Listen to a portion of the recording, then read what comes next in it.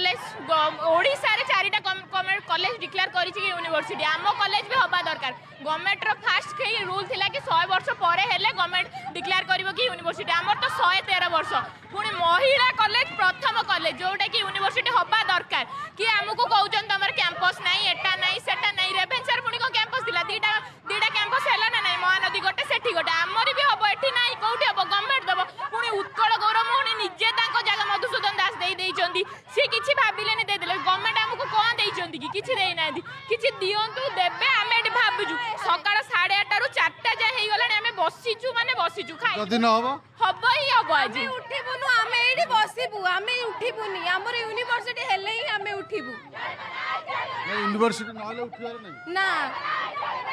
आपण गोटे प्रतिक्रिया नाक चाहिए ये जो गोटे कथा कहूँ कटक रे कॉलेज को सब क्राइटेरिया फुलफिल कर किंतु दिया जाउनी या भीतर कारण कौन प्रतिक्रिया कारण हूँ कि पूर्व सरकार माने कटक पुराना राजधानी जो कटक ताको अवहेला करके आसीथिले तो एटा जदि भुवनेश्वर था शैलवाला कॉलेज एटा तो हो पारि था कटक प्रीतिर ना कौन सरकार ना पूर्व सरकार थिला ना यही सरकार एथुर जना पड़ी एथुर बीजेपी बीजेडी भितर कोला कली ऊपर खाली देखा आम विरोधी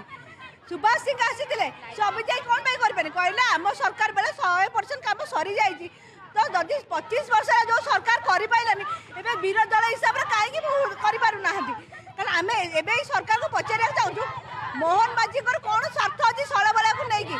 आमर जगह शैलवाला दास नारी शिक्षा जोटा प्रथम ओडिशा प्रथम नारी शिक्षा से दान करते आपन गोटे चक्रांत करके नारी शिक्षा को भांगे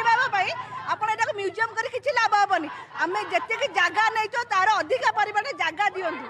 ना अधिका परिमाण जगह दिंतु आ गोटे इटा भी आम ये उठा दबुनु जेपर्यंत आमर दाबी मानि न सरकार आम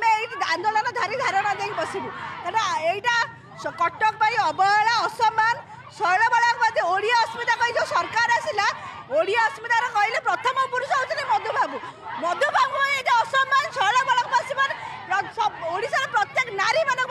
आपण मैंने सेते दिन पर्यंत अपेक्षा करते जब पर्यंत विश्वविद्यालय डिक्लेयर होता कि निहाती आम ये 30